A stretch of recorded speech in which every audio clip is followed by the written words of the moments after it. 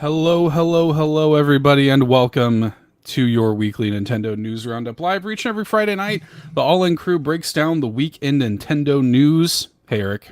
Hey, Seth. Hey, How are how you you? doing? I'm good. How are you? It's Friday. I'm good. It's Friday. It's Friday. Why are we doing gruff Friday. voices? I don't know. Well, I'm here I for it. just get, dude, it's Friday night. I just go with the flow. I go wherever Yeah. my mind takes me, which is frankly a disconcerting proposition. But, regardless of where it takes me, it's going to bring me right back here to you, breaking down the week in Nintendo news. Super excited to Mm-hmm. be here. We got some really interesting and bizarre stories this week, but I'm excited to get into them. However, there is something very important that we need to do before all the festivities. I mean, these are That's true. festivities in and of themselves, but before the news proper. That's true. Shout out to Locklith. I see Locklith there. Locklith says happy Friday. Hi, Locklith. Yeah, we of course need to thank our patrons at patreon.com/allinpodcast. Huge thanks to all of our friends and supporters over there. We like to kick off our show by thanking them every week, starting with our Golden Banana Bunch. Thank you to Rob Yapel, Sean O'Baggins Ashton, Tim A, aka NeoPrime33, aka Nintendo Dad number 4, Phelan Ward, Bill Tucker, Marcus O'Neill, Liam D, Gamer Jason, Andrew Wilkins, Alan, #Look to the Cookie, Solo, SAZ, and blah blah blah. Big thanks to our Golden Banana Bunch. You can get a 7-day free trial to that Golden Banana tier, join their ranks, and check out all the exclusive content within. But moving into our Triforce tier, do you think Josh Vaughn, the godfather of Tingle Love Tuesday, John Datfast Cummins of the Retro Logic podcast, as well as the On Topic Retro podcast, the Globe-Trottin' Jet-Settin' Nintendo Hub and Sparky of the Nintendo Hub over on YouTube, Adam Caparello of the Retro Groove podcast, Shy Guy, the other half of our Shy Guy mod squad, Danielina Hosa, Dan and Luma, Bowza, the Keeper of the Hugs, the Don Rob, Foolish Fuji, the Koala from Down Under, and Legend himself. Maybe that was why I was trying to do the gruff voice at the beginning of the show. I was trying to be as cool as Uncle Randy. Uncle Randy. Thank you, everybody who supports us on Patreon. We appreciate you greatly. Keeps the lights on over here in All In Towers. Great way to support the show, of course. Another great way to do it is to get some merch. Allin.media is our brand new website where we've got brand new merch and stuff over there as well. So check that out. And if you can't throw any bones our way, that's okay too. If you listen to us on your audio feeds, leaving us a 5-star review is a great way to support the show. That's very quick, free, and easy. On YouTube, your likes, your subscribes, your comments, and all that stuff. Even just tuning in to the News Roundup Live, like Darren TG6 is talking about time to start importing Nintendo first-party games from Europe. But we're going to get to that. Trust. Great way to support the show as well. And that's a free way to support the show. So that is a free way to support the show. Yeah, thank y'all. I'd show off my polo. You're talking about the merch. I'd show off my polo, but I've been wearing it for the past 3 weeks, so I figured it was finally time to switch wash it up. Oh yeah, switch it up. You know me. You know I love to switch it up with my closet full of plain black shirts, so I can relate. All right, well, Eric, should we get into the news? What do you say? I mean, we might as well. We've just been given the perfect lead-in for it. Yeah, that's right. We do have the perfect lead-in for it. So it seems like Nintendo is kind of disallowing or something physical online pre-orders of their games, which this actually was clocked a little while ago. I think maybe a month or two ago, Amazon was beginning to cancel physical pre-orders of Paper Mario: The Thousand Year Door and Luigi's Mansion 2, and those games have not been available on Amazon for like 2 months. Yeah. So that's already been kind of clocked, but it kind of regained traction this week because now Walmart is doing the same, sending out emails to people saying, hey, we know you're looking forward to purchasing Paper Mario online. At this time, Nintendo will only be offering this item in stores. While your pre-order was canceled, we expect to have this item in store on its release day. We hope you can stop in. So Walmart kind of like put Nintendo on blast a little bit. Nintendo will only be offering this item in stores. Interesting. I really don't know what this is for, and I really don't know what... I've been racking my brain trying to think what the possible reasoning for this could be. I mean, why would... I mean, pre-orders are such a huge aspect of physical game sales at this point. It's one of the biggest things keeping physical game sales going at this point. Why would you cut off such a massive physical revenue stream and basically force people to duke it out opening day if they want to try to get a physical copy of this game? The only thing I can think of is if Nintendo just did not want to produce that many copies of the game. They just didn't want to deal with what they assumed was probably going to be an excessive amount of pre-orders. But even then, I can't imagine why that would possibly be. So I really don't even know where this is coming from. It's a weird one. Nintendo has had a little bit of beef with Amazon in the past. So in the past, particularly when the 3DS came out, a lot of people were buying 3DSs from Amazon and returning them to Amazon saying, hey, these are defective. In which case, Amazon issues the refund, does whatever they do for their normal return process. But then on Amazon's back end, they send it to Nintendo and they say, hey, can we get whatever replacements? Can we get reimbursed for these defective 3DSs? And Nintendo's like, well, no, like you bought them and they're with, these defections are within our, whatever scope they have. And Nintendo would not comply. And so Amazon just had to eat a bunch of the cost. So Nintendo and Amazon have had a little bit of a tumultuous relationship ever since. So I wasn't necessarily shocked when this was happening on Amazon's end. When this started happening with Walmart, I was like, okay, so what's going on here? And I don't know if it's because they want to sort of bottleneck and be able to more accurately kind of keep track of where their physical game sales are coming from. I don't know if it's because they want to create forced scarcity. I don't know if it's because they don't want to have to pay, if there's some sort of other fee that we don't know about on this side of it to list those games online for purchase. Maybe Nintendo's like, well, what's the point of us doing that? There are a lot of things this could be. Well, I thought about the scarcity thing because Nintendo does have previous for that. There are several. Out of the Amiibo are a very famous example, the NES, the SNES Classic, but those are more like kind of special releases. And not to say that Paper Mario: The Thousand Year Door isn't an incredibly anticipated release, but what would make that? It's a standard game release. Exactly. Yeah. So, I mean, I thought about the scarcity thing because, again, Nintendo does have previous for that, but not in regards to releases like this, to much more kind of event collectible releases, sure, but not just for a standard game release as highly anticipated as it might be. So I don't know, the tumultuous relationship between Nintendo and retailers I could maybe see as being a big determinant factor. Neither Amazon nor Walmart really wanted to get into the nitty-gritty of why this was happening outside of, some vague wordage that we've already seen. So we're just kind of left with this bizarre situation where a bunch of people who were hyper excited for the release of this game and were, just kind of waiting by their mailbox for the game to come in are going to have to now find a store, which is, not everybody is within a couple minutes of a video game retailer. There are a lot of people that, they pre-order the game because that's just frankly far and away the most practical way for them to get games. I mean, I know you're in that camp right now, actually, Seth. And I know there are a lot of people around the country and a lot of people around the world that, this is a massive, massive inconvenience for them. I mean, sure, they can still probably get one day one on most of these websites, provided they don't immediately sell out on those websites. Hopefully that's not the case, but overall just a bizarre situation. Yeah, it's weird. And it's also weird because like Best Buy, GameStop, Target, they still got it. So Yeah. I don't know. I don't know if it's literally on a case by case basis. I don't know if it's like a sort of thing where, they had some sort of new terms of agreement and like Walmart and Amazon did not want to comply with it. I don't know. We will probably never know, but it's a strange thing.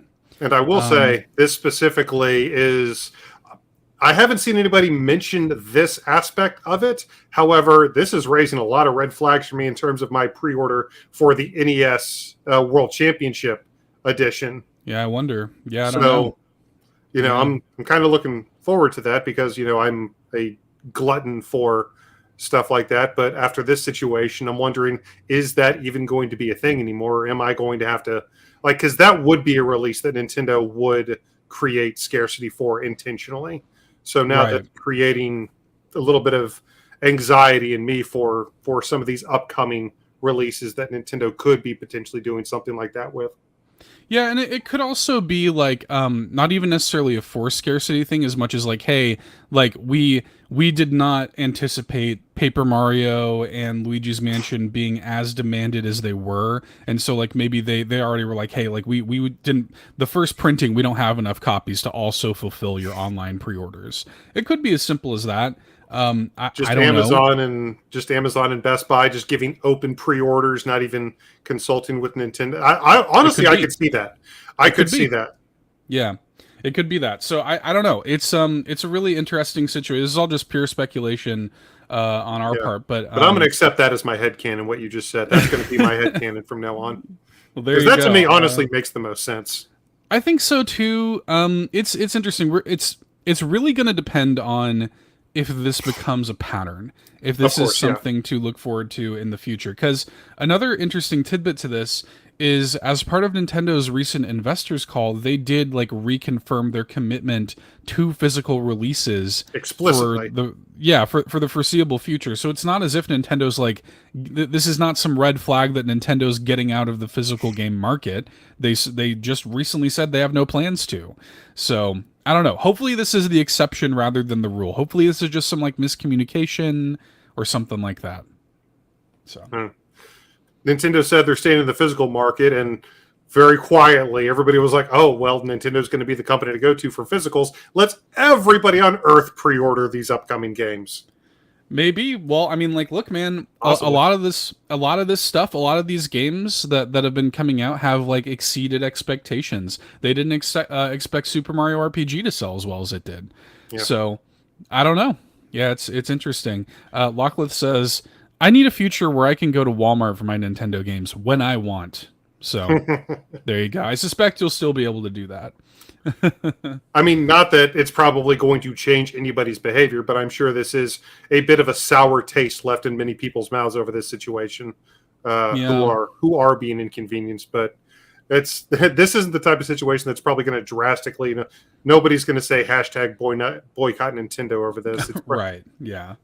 Yeah. It'll be okay. We'll keep an eye on it and we'll see if it happens in the future. Yeah, Knock on something. Hopefully this doesn't happen with any of those big collector's yeah. editions. But you've only got a week left before the game comes out, so hopefully you make a plan to go pick up Paper Mario next week. Oh yeah. See, and you mentioned this. My wife will not be home. My wife has our car. She works out of town.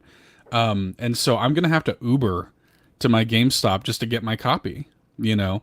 And I was already kind of planning on doing that because like I had a famous situation with Endless Ocean where I Yeah, you received it did. like almost a week later. Yeah.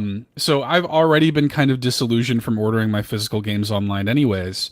But yeah, I mean, like I'm gonna Uber to GameStop and pick up my copy. Locklith asked me to please take a pic from the Uber. I'll do it for you, Locklith. I'll DM you a pic of me in the Uber with my Paper Mario.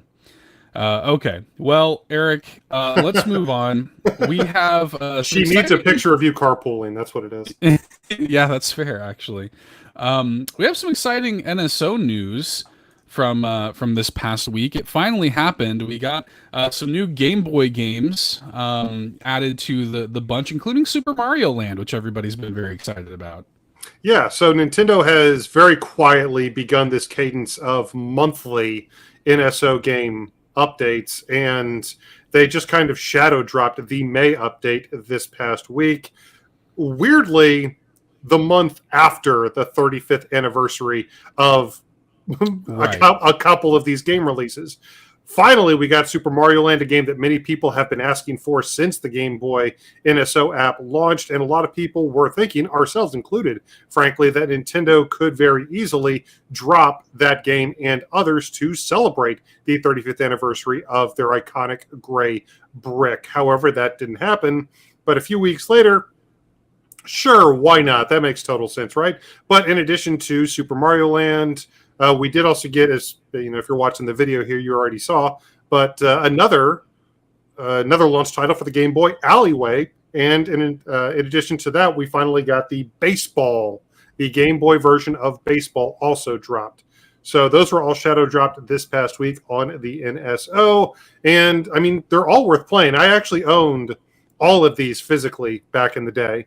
So, I was I was a youngin. I was 5, 6 years old. I certainly didn't have my own money to go get my own games, but I did have a small handful of games, and it just so happened that I did own all three of these physically way back in the early 90s, rather. So really cool to be able to play all three of these again. And if you haven't played them, if you're not a gamer of a certain age like us, I mean, they certainly don't hold up compared to many of the more modern iterations of these franchises or genre examples. But, I recommend checking them out. Honestly, especially Alleyway, as simplistic as it is, it does kind of hold up.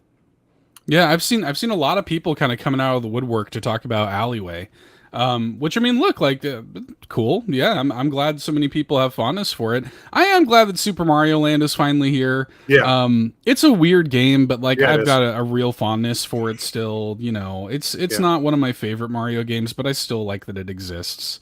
I do You too. know, I mean, if you want to so hear us talk more about Super Mario Land, we did a full retrospective on that game a couple weeks back on yeah, the main show. So go ahead and check that out. I will say, when it comes to Alleyway, sure, yes, about half of the gameplay is just trying to get the last 3 or 4 bricks in every level because the gameplay is that simplistic. But sure. it still controls really well. It's still fun. The stages change up in every level. So, yeah.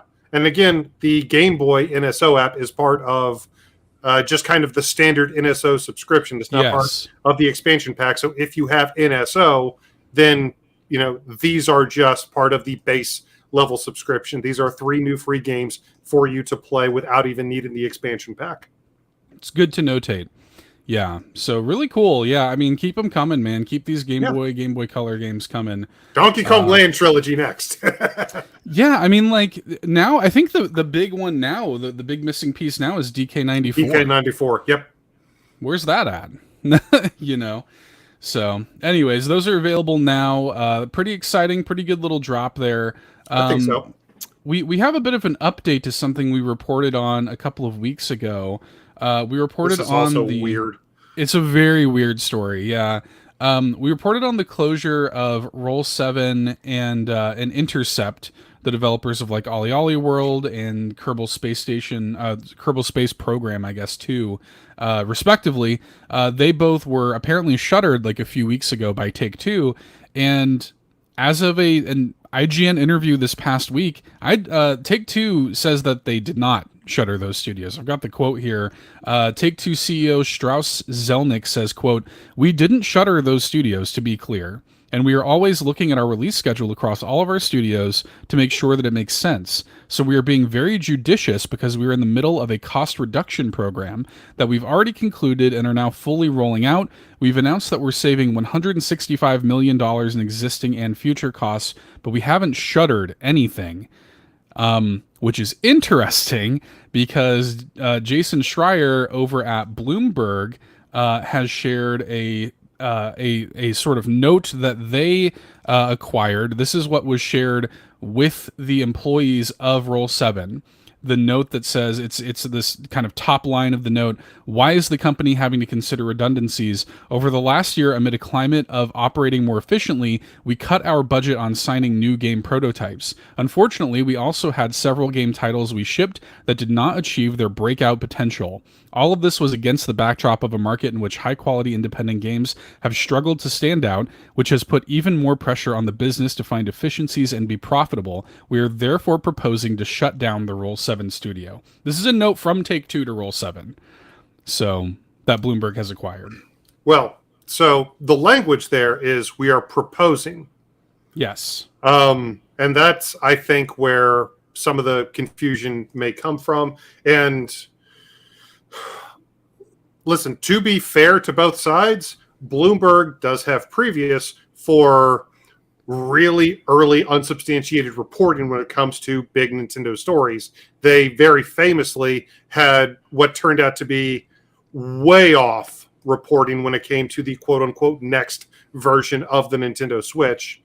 So, the fact that they're jumping the gun here a little bit, well, If they are jumping the gun here a little bit, that wouldn't surprise me coming from Bloomberg. That being said, yes, when it comes to potentially bad PR of these big developers and publishers shutting down, studios, layoffs have been such a massive story in the industry over the past couple of years.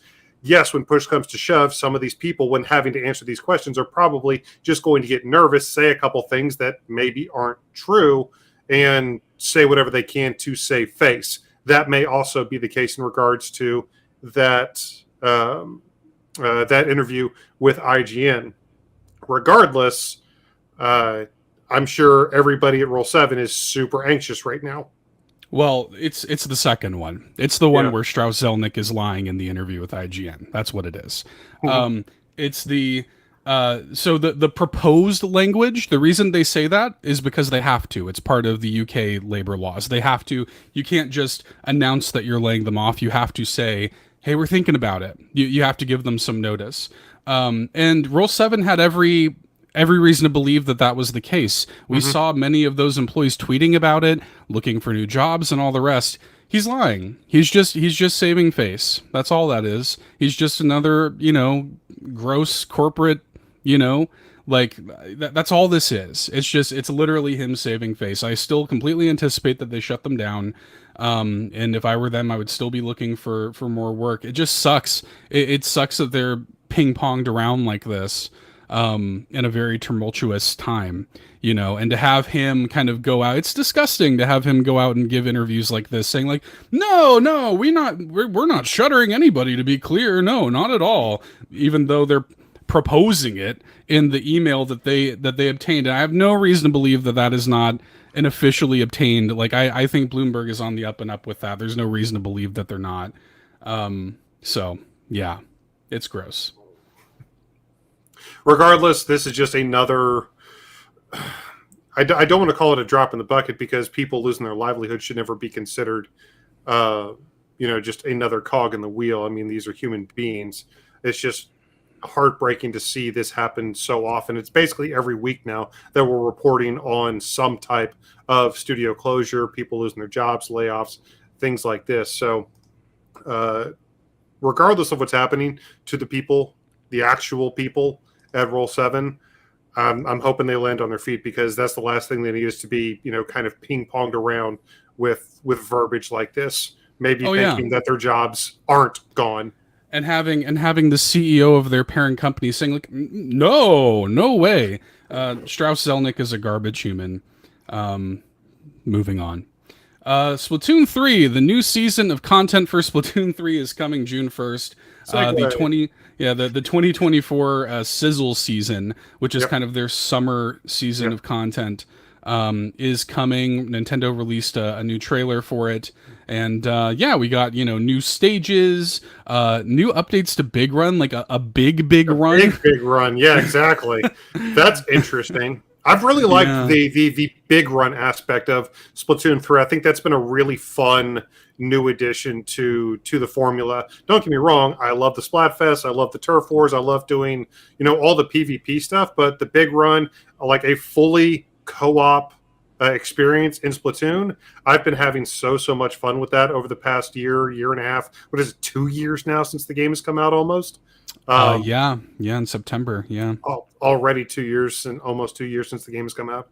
But yeah, I'm really interested to see what this big run edition is going to be. When it comes to new content and new seasons, it's pretty standard, pretty par for the course that we're going to get a couple new maps like the ones we're seeing, that we're going to get new, new weapon variations, new cosmetics, new stuff like this. That big run is the one thing that stopped me in my tracks. Like, oh, I'm sorry, what now? Attack of the Triumvirate, having to take on the 3 bosses at once. Oh my god, yes. Yes, 1,000 times yes. That's insane. Balance it out a little bit, make it actually potentially doable. But yes, I'm all over that. Thank you. Yeah, and there is some excitement from some of the hardcore Splatoon players in our community, because some of the new stuff that they've brought into this season, I think it's the first new Splatana kit that they've ever done. Is it the first new Splatana? Yeah, the first new Splatana. Yeah, Wow. apparently they've always kind of done like new versions of the old Yeah. one. Yeah. And then same with the bow, I guess too. I guess this is the first brand new bow as well. So there's a lot of excitement for that. There's also like a new like custom range blaster kit that I saw some folks in the community being excited about. So there seems to be like quite a bit of hype around this season of content. So The pretty amount cool. of support with new content that Splatoon 3 has gotten, it took us a while to get side order, but the amount of content that Splatoon 3 has been supported with since launch has exceeded even my expectations. It's an amazing game. Yeah. Yeah, it really is. So, really cool. I'm sure there's going to be a lot of Splatoon play. We have a dedicated Splatoon channel Yeah. in our Discord. So, if you're a Splatoon player, join in the community because there's a lot of people that are always playing. In fact, there are probably people playing right now because Eric, Probably. Yeah. the new Splatfest is ongoing. I wanted to show this piece of art that Nintendo shared. This is from the sort of like what will you do at World's End, Yeah. Team Samel versus Team Bucket List versus Team Save the Day, and this is just a great piece of art. I don't care how many platinum points I need to spend to get a print of that so I can put it up on my wall. I love that so much. And again, the reason I would get this one specifically is just because I genuinely think this may be my favorite Splatfest subject that I've ever seen. The whole what would you do at World's End, the same old thing, try to save the world or try to knock stuff off your bucket list. That's just so good. That's just so Yeah, genius. And like the little key art that they have for the different options when you choose them is also maybe the most adorable they've ever been for a Splatfest. yeah. I love Shivers just sort of like let's just watch the world, like let's just let it go. Why not? Who cares? I love it. It's really good. I'm looking forward to seeing the results of it. I don't know if I'm gonna play in this one or not, but I'm still looking forward to seeing how it all shakes out. I don't want to Yeah. sound ignorant. Have we ever seen big man with glasses before? I don't know. Probably not. That's what I was going to say. Like, Yeah. I didn't want to sound ignorant because if this is part of his lore or his canon, I didn't want. But I really don't ever remember seeing him with glasses before this print. No, I don't think so. And he's clearly Team Samel. He's just back in the office doing his normal day to day, and then Yeah, Fry is just that like is all the things, exactly. guitar with swim gear. I mean, that makes sense for Fry, but I love the glasses and the tie for Big Man. Yeah, That's so great. he looks like an office, an off fish, an office worker fish. So yeah, pretty cute. Doesn't matter that I the like it a world is lot. ending. We still need to work on next quarter's. Yeah, he needs those TPS reports. Exactly. Big man. So yeah, that Splatfest is happening this weekend, just as a PSA. And again, if you're looking for people to play with, our Discord is free, open, welcoming, and I guarantee you there are people playing the Splatfest in our community Yeah. this weekend. So yeah, very cool. Okay, well, Eric, before we say goodnight, we got a bunch of notable releases this week, We actually. absolutely have a bunch of notable releases. Just to touch on them again, we've already spoken about them. However, if you have a Nintendo Switch online subscription, you have 3 new free Game Boy games to play, including the first ever Mario handheld platforming adventure. It's a weird one. And it won't take you very long. But if you've never played it before, Super Mario Land is absolutely worth checking out. I would say Alleyway is also worth checking out. Baseball is Sure. also there. But yeah, just to touch on that again, 3 new Shadow Drop titles for the Game Boy NSO for your pleasure this weekend. Yeah, I think for both of us, probably the biggest release of the week is Lorelei and the Laser Eyes, which I have a video up here on the YouTube channel that I'm showing off a little bit right now. And I've played a few hours of this game already, and it's intense, man. It is a hardcore puzzle game. Get ready to bust out the pen and paper. Like, I already have like in my notebook like the scrawlings of a madman writing down like symbols and numbers and shapes and things. It's really really cool. I'm impressed by it so far, but I was not prepared for how intense the puzzle solving was going to be in this. There's no Yeah. hint system. Like Sumogo even said, I read an interview with them where they're like, we don't even expect most players to finish this game straight up. So Yeah, I'm glad you mentioned like the symbols and stuff because I'm sure most people are just thinking it's like, oh, I'll just put some notes into my phone or something. No, no, that's not going to be good enough. you need to. The game even tells you, like early on in the game, you find like a little, like kind of in your car, you find an in-universe instruction manual for the game, and it tells you like, hey, you're gonna need to understand like how to read 24-hour time. You're gonna need to understand zodiac. You're gonna need to understand like Latin, Roman numerals. Game gives you So homework. yeah, like it's intense, man. Like so, do know that going in, and I kind of love how Sumogo is just like, hey, dude, like we're making the game we want to make, take it or leave it, and I'm here for it. I love it when games are just sort of confidently themselves, and yeah, I'm very into it so far. I'm looking forward to just kind of getting lost in this weekend, but I did not Yeah. expect it to be as hardcore as it is. Yeah, we've seen Lorelei and the Laser Eyes several times before at Indie World showcases and stuff like this. And from the first time we saw it, this was immediately on our day one list. We've been waiting for this game with bated breath to come out for quite some time, and it is finally in our hands. Hi, Bowser, how you doing? Hey, Bowser. So super excited to finally have Lorelei and the Laser Eyes in our grasp. Yeah. Super excited about it. And again, I've got it up here on my background. You guys know what I'll be doing this weekend. However, that's apparently not the only awesome puzzle game, awesome, unique, creative puzzle game that we're getting this week. There was another one that came out this week that hopefully doesn't fall under your radar. Seth already showed off his video of Lorelei and the Laser Eyes. So for just a couple seconds, I'm going to show off, well, Seth is going to show off my video of the brand new Paper Trail that just released Paper Trail this week. And you guys, I only played half an hour of this game. It's already blown my mind. It's so cool.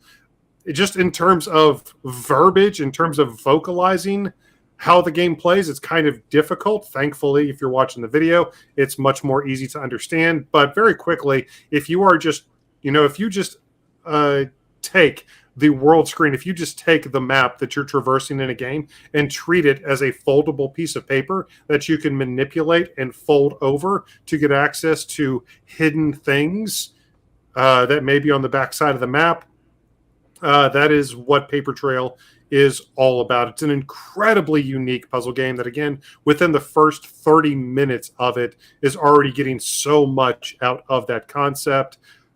This is another game that I am hoping to be able to finish before Paper Mario comes out next week, because with everything that they've done with the concept already, I cannot wait to see the ideas that they put in place later on in the game. Again, check out my video. It's up on our YouTube channel.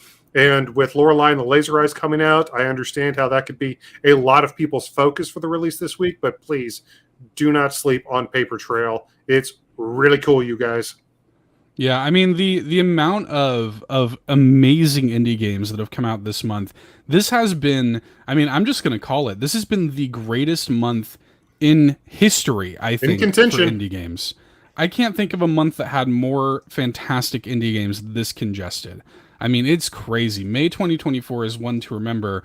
I'll shout out one. This is so we got Paper Trail. We got a code for that. So thank you Yes. to the publisher for that. Another one we got a code for that I put up a video just earlier today on the YouTube channel. This is Read Only Memories Neurodiver. So thanks to the publisher for giving us a code for that course worldwide. This is a really cool sort of like point and click adventure / visual novel that takes place in this kind of like cyberpunk, setting, kind of like anime, pixel art, cyberpunk sort of setting, fully voice acted, which I did not expect going into it. It's really cool. Admittedly, there were a couple of typos in the text that I noticed and stuff, but and there were a couple of like little audio mix issues. Like sometimes I felt like the music was drowning out the voices from time to time. But I mean, overall, I was just so impressed by like the setup of it. You play as this woman Luna, who is a neurodiver who connects with this sort of like alien creature to essentially go into the minds and memories of other people in order to repair their fragmented memories. And that's basically what it is. Each kind of challenge is like a vignette where you go into their memories and try to like fix them and help them accurately remember what actually happened. It's a very cool and neat game. I like it quite a bit. And again, it's just like yet another amazing indie game that has come out this month, and it's like impossible to keep up with all this stuff. Yeah. So I mean, it's another one. Looks really cool. I'm getting kind of like Anodyne / Unsighted vibes from it. Very quickly about Paper Trail. Again, thank you to the studio for the code. It looks like the demo is actually still available on Steam. I know they were talking about it being limited, but it looks like the demo is still available on Steam if you want to check out the Paper Trail demo. Until the release, we should notate the game's not out yet, actually. So the demo is out, but the game has not been released yet. Yeah, the game comes out on 21st. It's next week. Yeah, it's next week on the 21st. So the demo is going to be live until the full release of the game on the 21st.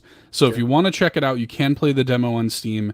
In the interim, though, the full game will be out next week. Yeah. So. Again, just leading. It's just May, man. Jeez.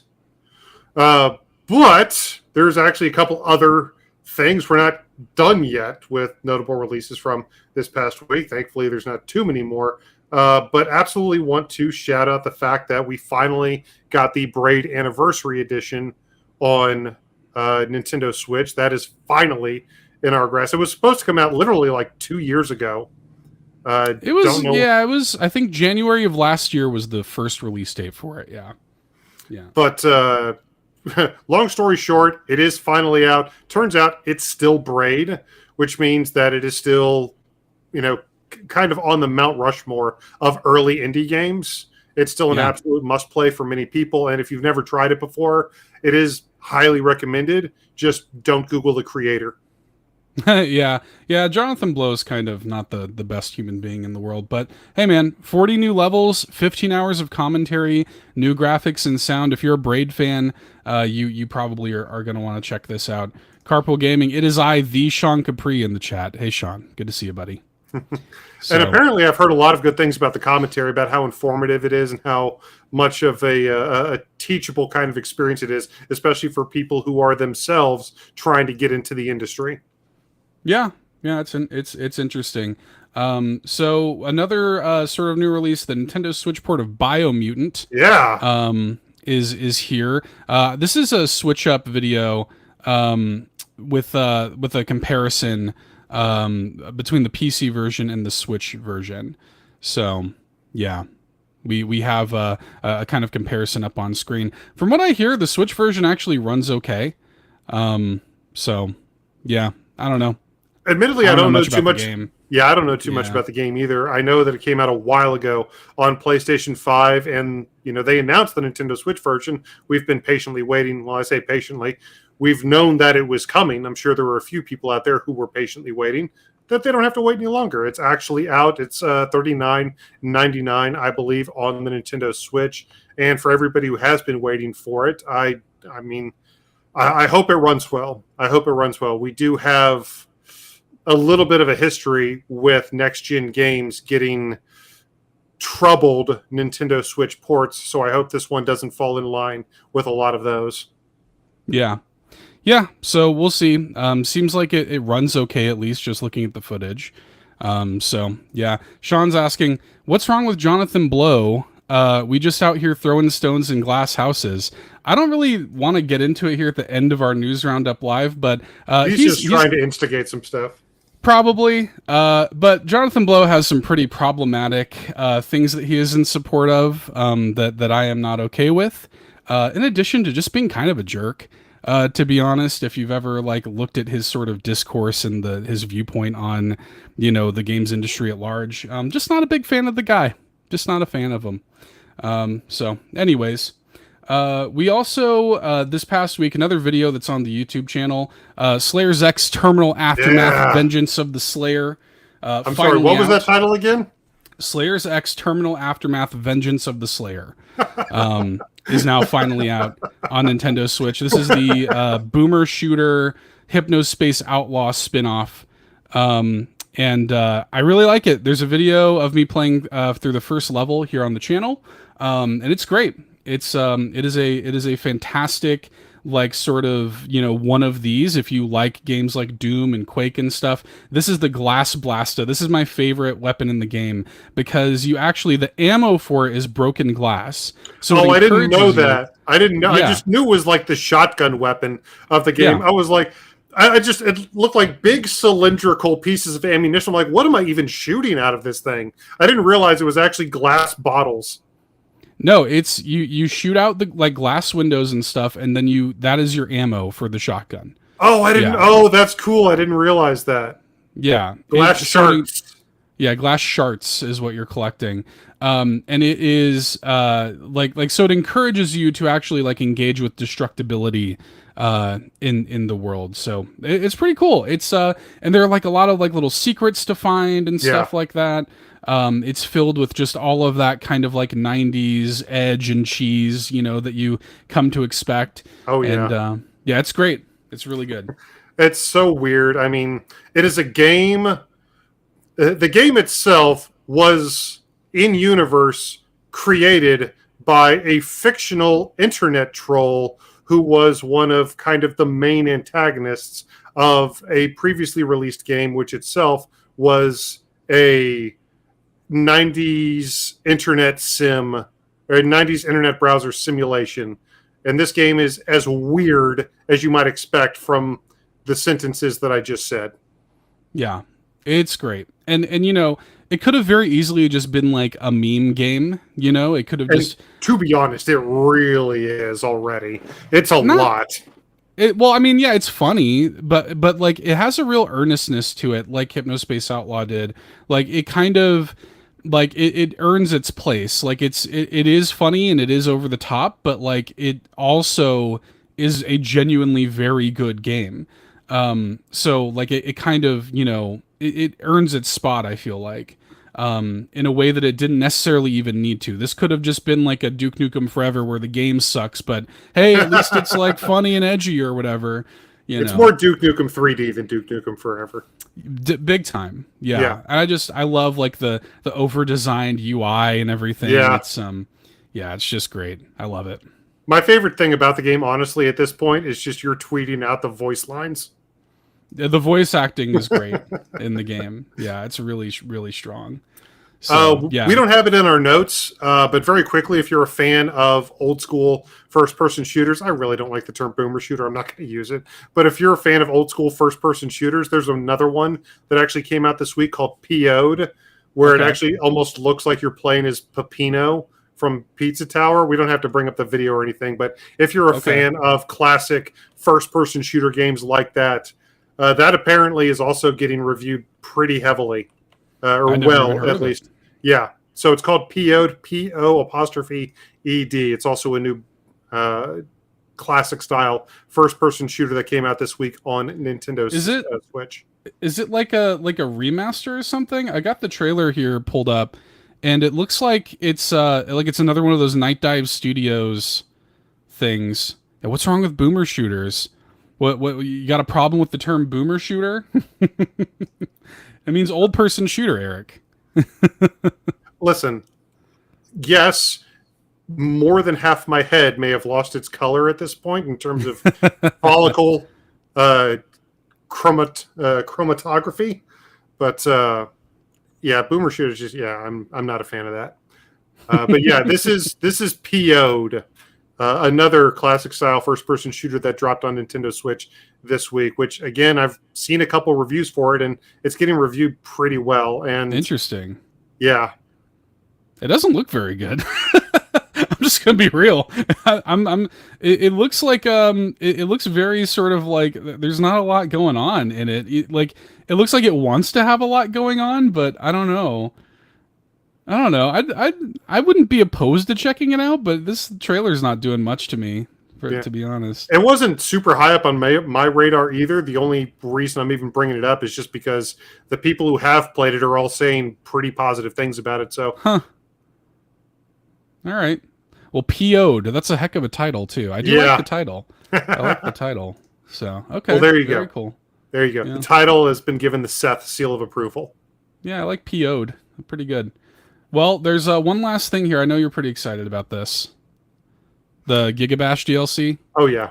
So today, or I'm sorry, yesterday. Well, okay, it was like yesterday at midnight. So the Gigabash team had a fun little stream late at night. It was like 11 Eastern at night where they premiered the new DLC for Gigabash, their kaiju battle arena fighting game that already has several Godzilla characters and several Ultraman characters. They had already teased a couple new characters over the preceding weeks, but sure enough, yes, they shadow dropped DLC for both King Ghidorah and Hedorah, the smog monster, for Gigabash.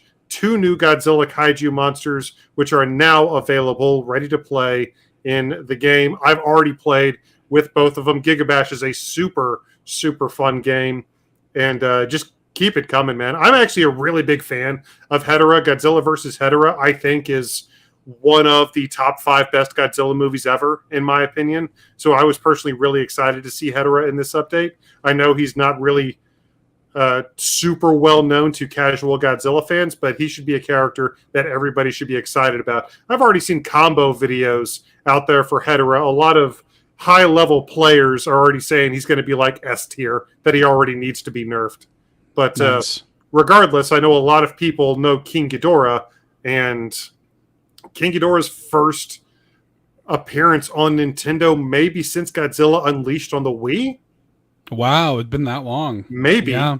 Maybe, Wow. yeah. So, but yeah, so now we have Godzilla, Gigan, Destoroyah, Hedorah, King Ghidorah, and one other. Isn't Rodan in there? No, it's not Rodan. I thought that they were Okay. teasing Rodan. The teaser video that Gigabash released for what ultimately was King Ghidorah very much looked like it could have been a Rodan teaser. And that's what I thought it was. But I mean, I'm not upset that it's King Ghidorah. It's one of the most famous kaiju in history. I mean, yeah. Mm-hmm. Pretty cool. But yeah, ton of fun. If you haven't tried Gigabash, it's not necessarily the cheapest game. I think the base game is still $30, and this DLC specifically with Hedorah and King Ghidorah will put you back, I think, $6. I was going to ask. Okay, so it is a paid update. Okay. Yes, it is paid DLC. These 2 new characters. It does come with new maps, 2 new maps as well. Okay. Yeah. So, but yeah, $6. That's pretty good. 2 new characters, new maps. That's a pretty good deal. Yeah. Yeah, but I'm super excited for this, and I'm super excited that Gigabash is continuing to support this game. They've also added in the past couple updates, as part of one of the free updates, they've added this awesome like beam clash mechanic into the game, where if 2 characters who have energy attacks, if they clash, I mean, people know what a beam clash is. All of you nerds out there watching this, you know what a beam clash is. Yeah, and the fact that they've incorporated that into the game, it looks amazing when it happens. They showed it off between Ghidorah and Godzilla in that trailer, and it's just, that game's so cool. Nice. That sounds like a QCF episode waiting to happen, baby. It absolutely is going to be a QCF episode. I'm actually going to be recording next week's QCF probably tomorrow night. Just quick spoiler, next week's QCF is going to be King of Fighters 94. Nice. Cool, man. I think that's all we got, though, in terms of the notable releases. Just a couple little teeny tiny. All we got. That's all we got. That's all we got. Yeah.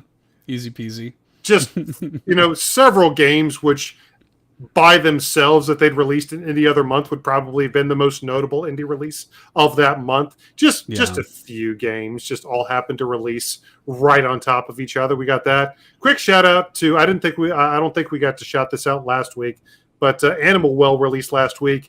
Matt premiered on the YouTube channel. So make sure to check out Matt's video of Animal Well, his first video on the All In YouTube channel. So that's also apparently an amazing indie game that also released this month, because our free time means nothing to these people. A lot of good stuff, man.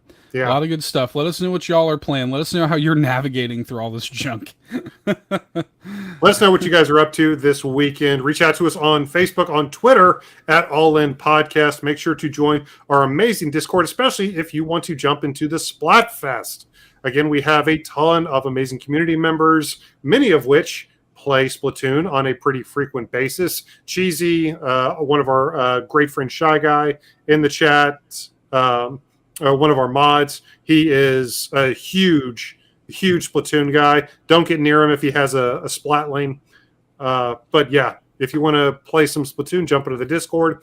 In addition to that, if you're watching us here on YouTube, do us a favor. Before you go, hit the like button, hit the subscribe button. Go ahead and click the bell for notifications so you never miss another video from us here at All In. Again, new episode of QCF goes up every week. We're constantly posting first looks at brand new indie games. Seth does a ton of streams. Even did recently a full game stream of a certain title and may be in the mood to do another one fairly soon. We'll see. But regardless, we have a ton of content going up each and every week. And in addition to all of that, somehow, Seth, in addition to these weekly news roundups, in addition to the show and the videos that we produce, we somehow find a way to create exclusive content for those patrons that we shouted out at the top of the episode. We do. Patreon.com/allinpodcast is the place to be. 3 tiers of support over there. Exclusive content goes up there each and every week. You get early access to stuff like new episodes of Bit Harmony, which earlier today, Bit Harmony early access went up. That's a 4-hour episode of Bit Harmony. I knew it was going to be. It is intense. It is. I salute you, Matt. Yeah, everybody needs to give Matt some love for his production work on that episode. That's an intense edit. We had, fun fact, when I was uploading that and putting the show notes for that episode together today, I reached the character limit of show notes on Spotify. Like, I literally, there's a 4,000 character limit. The show notes reached it. I had to condense it down and get it to 3,983 or something like that.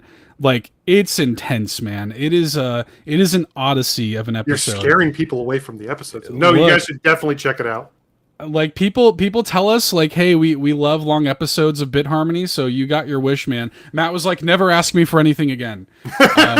So yeah, check that out. It goes live for everybody on Sunday, but you get early access if you're on the Patreon, even at the $1 tier, or even the free trial. So you can get a 7-day free trial to the Patreon. Check that out. Pick up merch, allin.media. Pick up some merch over there. That's a great way to support the show. And again, here on YouTube, your comments, your likes, your subs mean a lot to us. And if you listen on the audio feeds, your 5-star reviews help a lot too. So drop us a review on your podcatcher of choice. That really helps. I think that's all we got tonight, though, Eric. I think that's it. Well, I mean, for the show, I said I'm going to be playing Lorelei and the Laser Eyes here in just a few seconds. But as far as our news roundup goes, I think that's going to do it for us here at All In. Thank you so much. Thank you so much to everybody who has dropped words on whatever podcast service you happen to follow us on, to all of you legendary patrons, to everybody who has picked up a piece of our merch at Bit. I almost did the old one. Everybody who has picked up a piece of our merch at allin.media. Again, that is all in the letter N .media. Go ahead and check out our brand new website. We put a lot of work into it. Well, Seth put a lot of work into it. We got videos and episodes of the podcast there, so go ahead and check that out. And the merch store, the episode 200 merch will be going away next month, so go ahead and make sure to get that before that happens. But guys, for all of you out there who have continued to support everything that we've done here at All In for 4 years now, going on 4 years next month. Yep. To each and every single one of you, we would like to extend a wonderfully Friday namaste. Namaste, everybody. That's the news roundup. Thanks to everybody who came out. We got Yay B here in the chat. Good to see you, buddy. Yay B was lurking. Bowza, of course, was here. Sean was here. Locklith was here a little bit earlier. Darren TG6 was here. Good to see y'all here in the chat tonight. Appreciate y'all. Of course, new episode of All In drops tomorrow. We have a nautically themed episode hitting your podcast feed tomorrow. So, first of all, big review for Endless Ocean Luminous on that episode, which there will be a video here on the channel as well. If you want to see us, in meat space talking about Endless Ocean Luminous, we'll have that. We've also got the top 5 fish in Nintendo games. We promise it's a really fun list. It's a fun list. And then we have an indie showcase on a really cool game called Coral that I'm excited for y'all to hear about. It's a cool episode. Look forward to it. That drops on your podcast feed tomorrow. Links are in the description if you're watching us on YouTube, but they're in the show notes if you're listening to us on your audio feed. So have a great weekend, everybody. We will see you next time. Bye bye.